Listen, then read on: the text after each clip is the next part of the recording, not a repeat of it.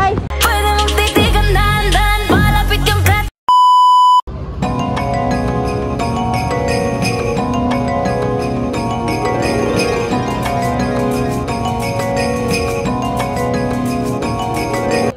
Be, pabag na ako, baka mawala. Ibuksan na mawala. ID number, ID number. 240 ka na.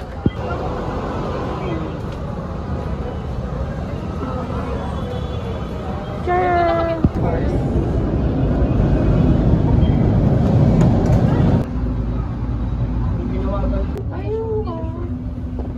Tayo ka na, tayuman na. Excuse me. Saan tayo? Tayuma.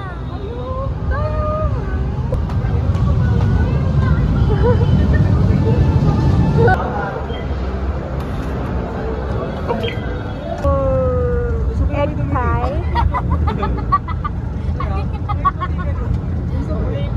Pagkatawa mga person.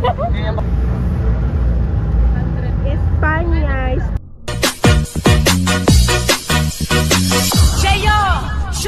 You're way too beautiful girl. That's why it'll never work. You have me. The University of Santo Tomas, US, holds a prominent place in history as Asia's oldest existing university. Founded in 1611, its rich history is interwoven with the Philippines' own journey. Initially named Colegio de Nuestra Señora del Santísimo Rosario, it was later renamed Colegio de Santo Tomas. In 1619, it gained the authority to grant degrees in theology and philosophy. Its elevation to university status came in 1645 by Pope Innocent X. The university played a significant role in Philippine education, even serving as the country's Department of Education for a period. UST's main campus in Sampaloc, Manila, is a bustling hub of academic activity. Its large student population makes it the world's largest Catholic university on a single campus. The university has also received visits from 3 popes, a testament to its global recognition and influence.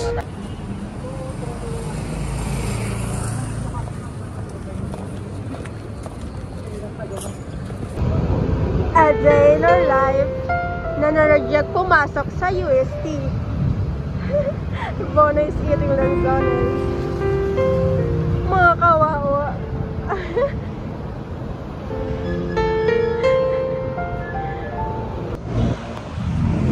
Ayun, hindi kami pinapasok. First of all, ang masasabi ko, ano masasabi? Ang masasabi ko lang ay, ang dami palang masarap.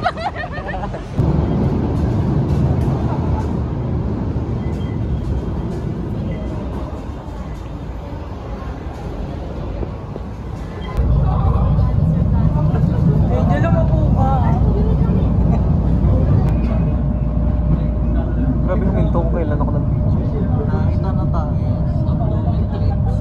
May Tayuma.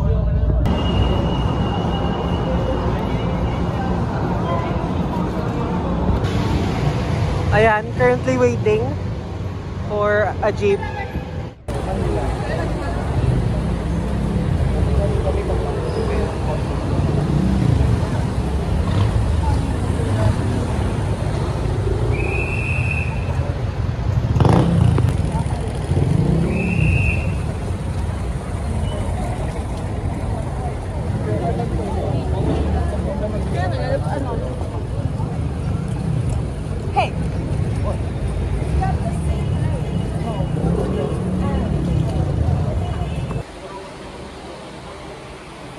This is visitors entrance. The Far Eastern University FEU is a private university in Manila, Philippines. Founded in 1928, it's known for its strong programs in various fields, including law, medicine, engineering, and business.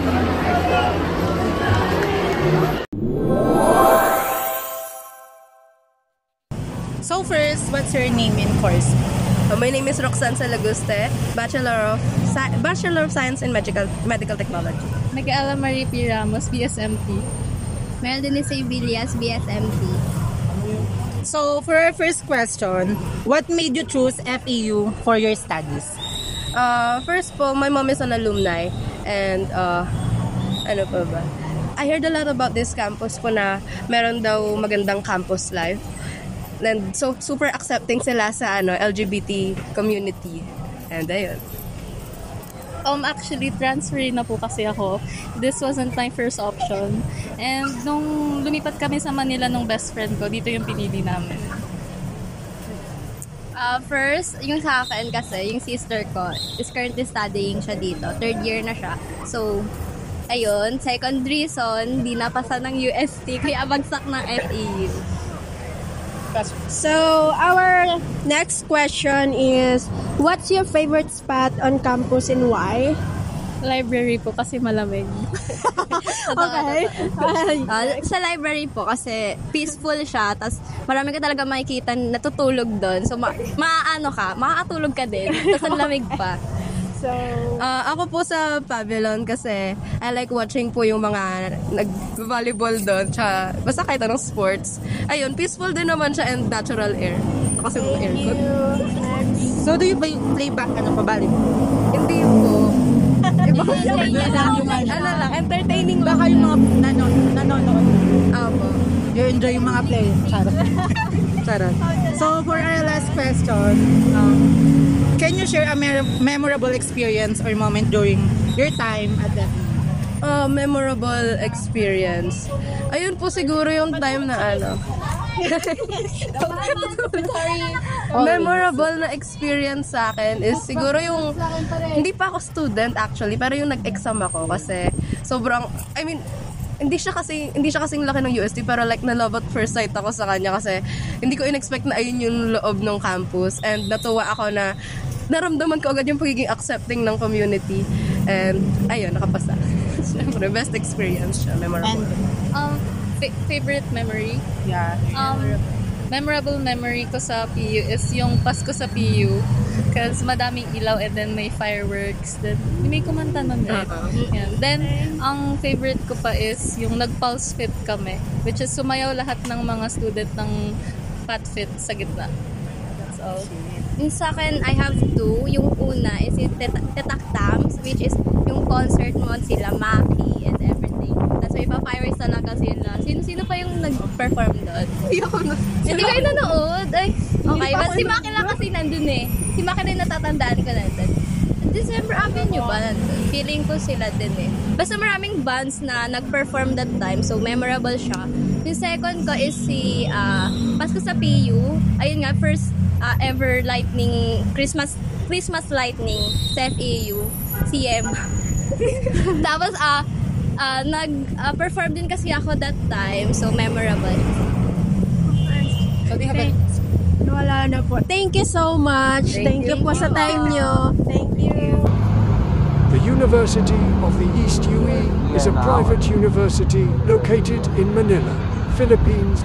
It was founded in 1946 and is known for its large student population, having once been labeled as the largest university in Asia. UE offers a wide range of degree programs from basic education to graduate studies and has campuses in Manila, Caloocan and Quezon City. The university is also known for its strong athletics program, particularly its basketball team, the UE Red Warrior.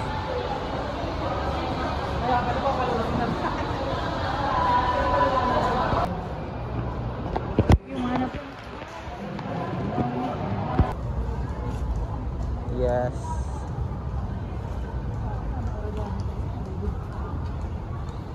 Kay Eliana student. Ano po? Good evening po. May I ask for your year and course po? First year po, BMC. Same po kami ta. Okay, pare-pare. First question ko po is, what made you choose UE for your studies? Mura. Mura. May GD, Game Development. May DA po, digital animation. Kaya ako po nagustuhan. So, second question.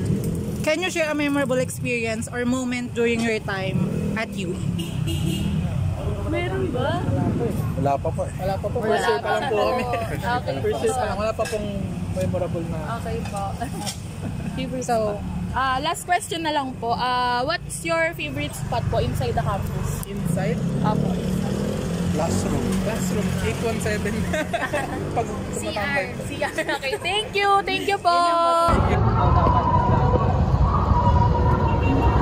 So, ano? Pagod na pagod.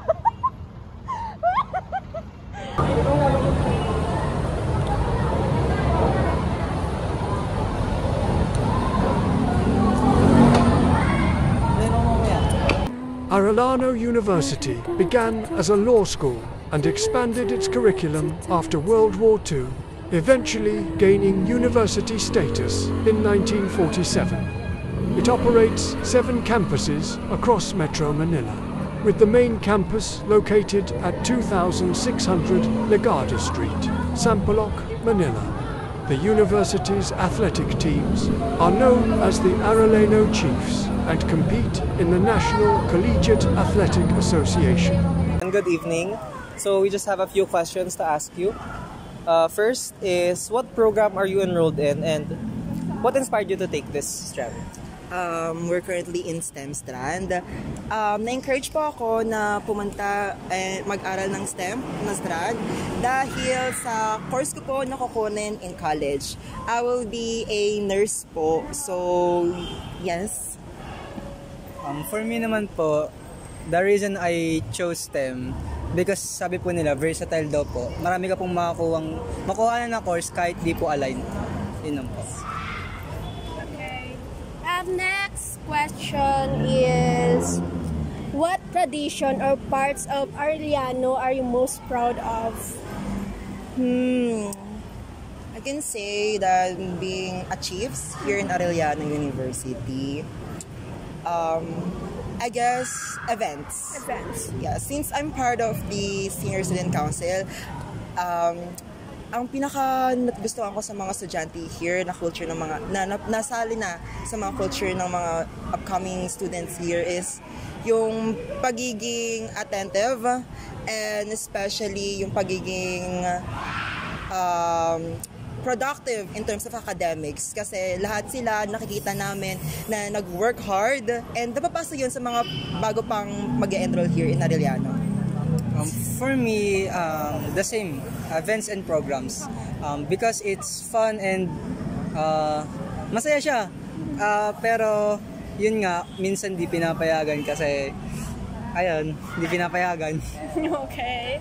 So, Ayun, so I know na since, are you all graduating na? Yes po. Grade 12. Since alam ko na y'all are swamped with activities ngayon, especially since finals na. Actually, I think tapos na. Tapos na po. Yes. Ayun, so congrats in advance. Ayun, so how did you balance nga yung all of those workload with your extracurricular activities and all your other interests? For me po, I stick with my time management.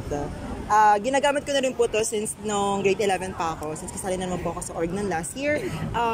By this, inahati ko po siya kasi yung time po namin ng face-to-face tsaka online classes is iba yung araw. So during face-to-face, nasa classroom po ako. And then during the online class, nandito po ako sa school, nakasama po sa mga coordinates ko. Thank you. Ang kulit yung question. Paano mo nababalance yung workload mo saka yung mga hobbies mo in life? Ano po, proper time management lang po. Kaso nga lang po, minsan na-late lang po magpasa. Relatable siya. Yes. So last question is, what advice would you give to incoming freshmen or prospective student considering Arellano? Oh, for me, I would like to say na so sabihin sa kanila, sa mga upcoming freshmen, na mag-focus kayo doon sa mga core subjects, especially let's say na pinapractice na rin naman tayo dito sa senior high school kung paano yung magiging takbo ng college. So, kailangan na din na natin matuto ng self-learning. Hindi naman all the time, pero let's, na rin yun, pag-aralan na rin kung paano mag-aral ng sarili sa atin. Of course, hindi naman all the time, masabi natin, no, may makukuha tayo sa mga pero may makukuha naman tayo, kailangan pa rin natin mag-aral lang sa atin. For me lang po, intindihin nyo palagi yung lessons at kung wala pa kayong proper time management, simulan nyo na. Yun lang, kasi medyo tight po kasi. Thank you so much. Thank you so much for Thank time you. Thank you so much.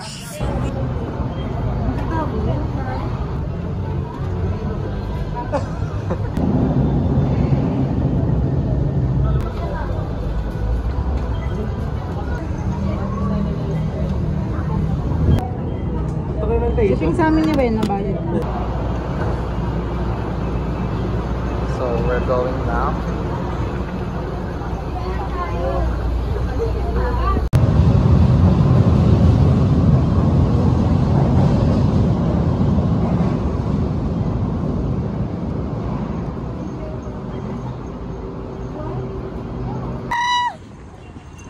Dog seat.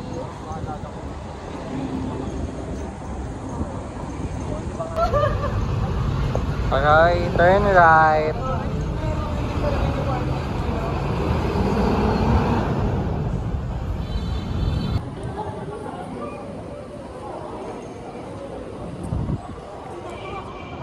Mapua University is a private, research-oriented university in the Philippines, known for its strong engineering and technology programs. It was founded in 1925 by Tomas Mapua, the first registered Filipino architect. Hi Kuya, what's your year-end po? My year-end for is BSc first year. Hello, ask questions. My first question. What's your favorite spot on campus and why? I don't have a specific favorite spot on campus. I'm mostly outside. So, if I could pick one, it would be the library because of the AC. So for the next question, how do you balance academics with extracurricular activities or other interests? By scheduling, of course. So, my technique here is just focus on academics, then the next day is for the extracurricular and then vice versa. So for the next question is, what are the skills or knowledge do you think that you gain from your program that will benefit your future career?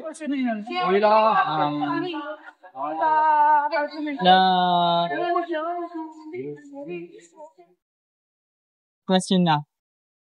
What skills or knowledge do you think you gain from your program that will benefit your future?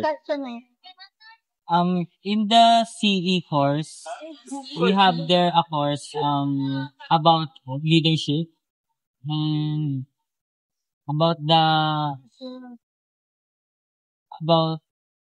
equations on how to properly build something or make some structure. Thank you. That's all. Thank you. Thank you po. PLM, or the University of the City of Manila, is a public university known for its high board exam passing rates and commitment to providing quality education to Manila's youth. It's considered a model for public institutions in the Philippines.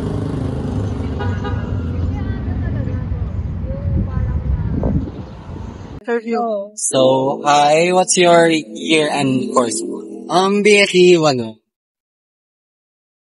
So, for the first question, what's your favorite spot on campus and why? Sa gazebo po sa May Rizal. Kasi hindi po mainit paghapon. So, for the next question, what made you choose FEU for your study? Okay. What made you choose PLM for your study?